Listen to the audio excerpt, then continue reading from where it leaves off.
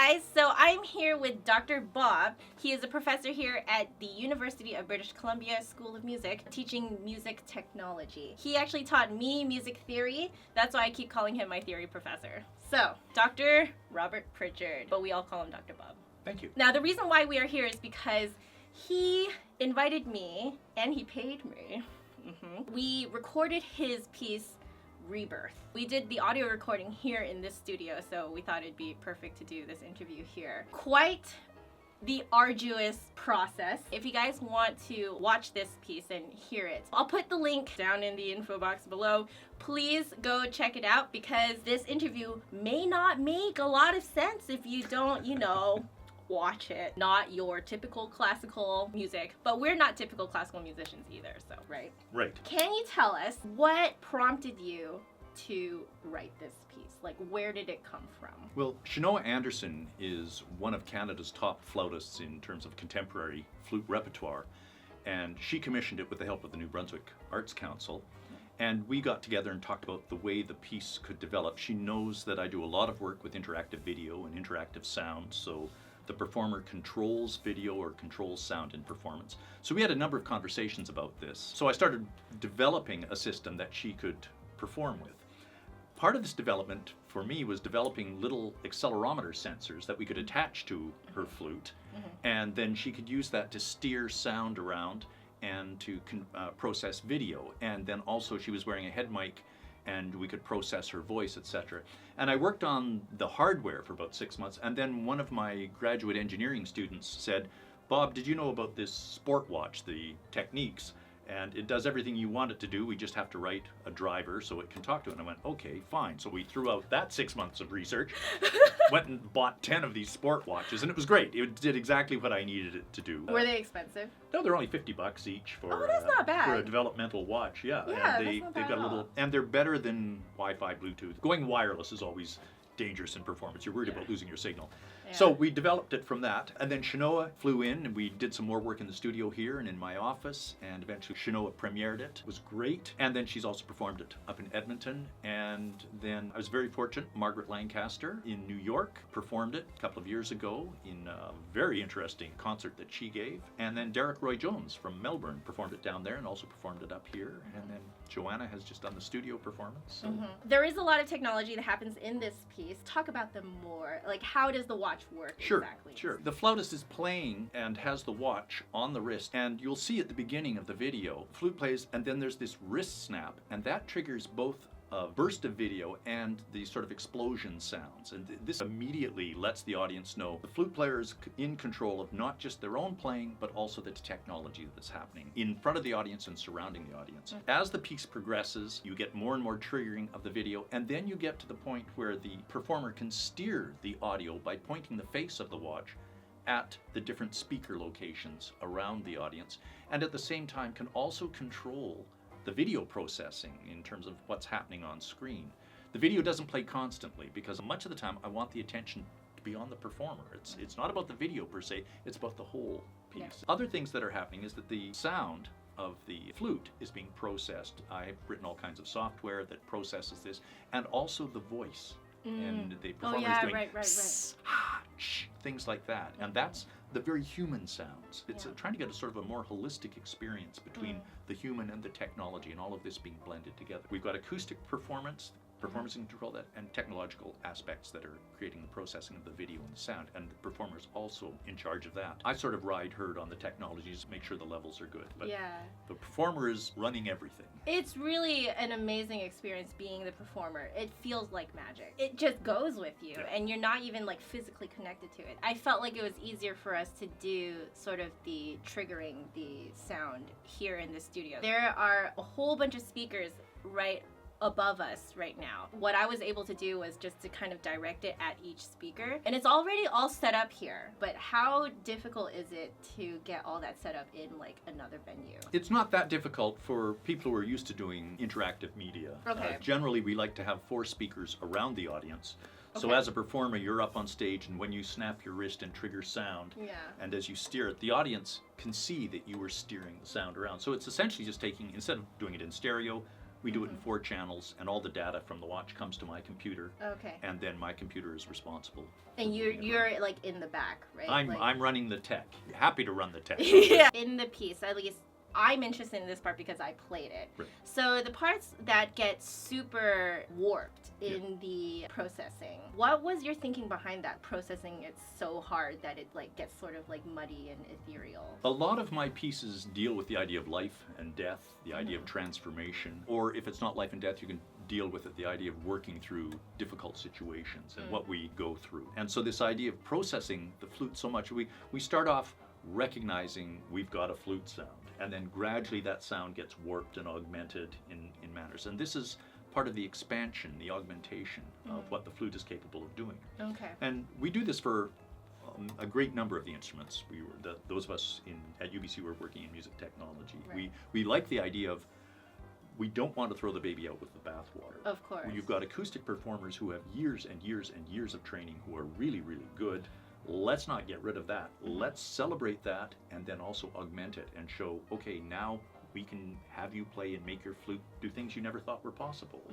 So it's an augmentation. Absolutely. Okay. Yeah, it's not a replacement. And that's why the balance in performance is important. We want to hear the original flute sound and mixed in with all the processing and all the strange warping. And how did you arrive at using an alto flute rather than a regular C flute? That was Shinoa's request in the original commission. Is she like a big alto flute player? Yeah, covers the territory. Yeah. Like that's her thing. Yeah, you should do a search for Shinoa. For those of you who don't know what an alto flute is, it's a flute in G. So it's lower than the C flute. The whole thing is just bigger, which of course makes me look very tiny because I already look tiny with a regular flute. Wait till she does the contrabass flute pieces. You know? We'll get her standing on a chair to be able to Oh, the flute that we got, we should talk about that. So the flute that we ended up using for the audio recording and for the video recording was like a little Gemeinhardt alto flute. Like it was like a silver plated thing that's here in UBC. We didn't know that there was another flute. Do you want to tell them about what happened with that? I went to sign out the alto flute for some pickups or a reshoot to do some fixes on the sync, and I went up and the student who does the instrument management, I filled out the forms, the waivers, etc. He handed me the case, and I walked out. I went, "This is a different case." And I go back to my office and I open it. It's this gorgeous U-head, gold burnished, silver, you know, it would have been absolutely fabulous. Yeah, and easier for you. Yes, because I actually need a curved head joint, but I don't own an alto flute. I don't play the alto flute enough to justify me buying an alto flute. Otherwise, she ends up with her arms. I know, some of the low notes. I don't know if you can see in some of the video shots, but my fingers actually go way over the keys because that's the only way for my pinky to reach the low C. Those are so far away, she has to pack a lunch to go down and play them. Pretty much. That was... It was good. She's good. She's good. Oh, thank y'all. You saw that it was really new, right? Oh, yeah. So they probably didn't have it when we... there weren't even fingerprints on it, okay? We recorded this 2 months ago. That was in the summer. So maybe they bought it at the end of the summer. When they realized there was such a demand for alto flutes. I mentioned that the video recording part for you was extremely taxing. Do you want to talk about what you have to do as the behind-the-scenes person? Sure. I do a lot of video shoots. Generally, we're working in an artist studio elsewhere on campus, so the first thing you have to do is you have to set up all the black backdrops, and that involves climbing up and down because it's not set up this way. So you're putting backdrops up and floor drops for all of this. Then you've got to set your lighting up, and that generally you're running around with different bits of lighting and adjusting things, and then setting your camera up. But on top of that, we are doing lip syncing here. So it's not just a question of, okay, you're going to play through it. You've got to do multiple takes. And you've got to go and find loop points, and you've got to get things set up. So it can't just start. You've got to get something that's going to pace it so that Joanna knows when to come in and how to play along with it, etc. And there's no regular beat either. No, if I can tap my foot to it, it ain't music, you know. It's difficult for Joanna, and for me, I'm sort of hunting, well, let's try this, and then jumping up, no, we're going to have to change the shot, etc. You have to be very flexible. It was a lot of fun. Really tiring, but a lot of fun. She's great to work with, so we were on the same page all the way through. He's great to work with, too. I think the reason why it was so easy for both of us to work with each other is because we both work with video.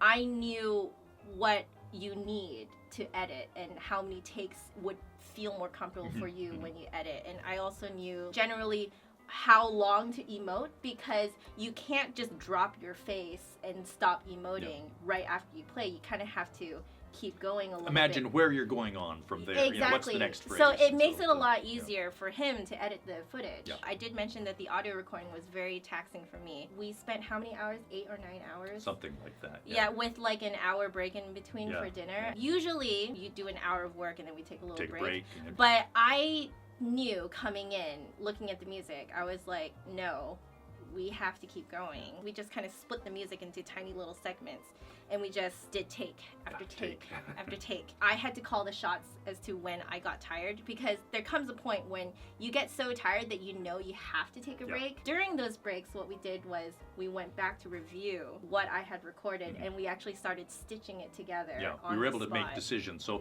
it was a really efficient process. It was just a long process. It was very long, but it was worth it, Yeah, yeah. because we shot the video the next day. For the next 2 days. He had to have it all stitched up by the time we did the video recording. It was pretty like, whoa, Yeah, lots of it was work. pretty compressed. Now let's talk about the hilarious parts of actually doing the video stuff. Do you remember what happened? There's a number of hilarious things, but one thing you always worry about is continuity. Exactly. And so Joanna's wearing this costume. It's sort of this idea of this creature that has come out of the seaweed, this idea of rebirth and emergence. And we do a whole bunch of things. And then we discover, wait a minute, when we go back on the second day, for instance, the continuity wasn't there. We hadn't attached certain things, or things were supposed to be coming out of the sides, and they weren't coming out of the sides, or we just completely forgot about them. And it was like, no. Yeah, we had designed the costume on the first day of the video shoot. We designed it earlier in the day, and then we spent the second half of the shoot actually shooting the footage. But we had this sort of vest thing going on. The vest was over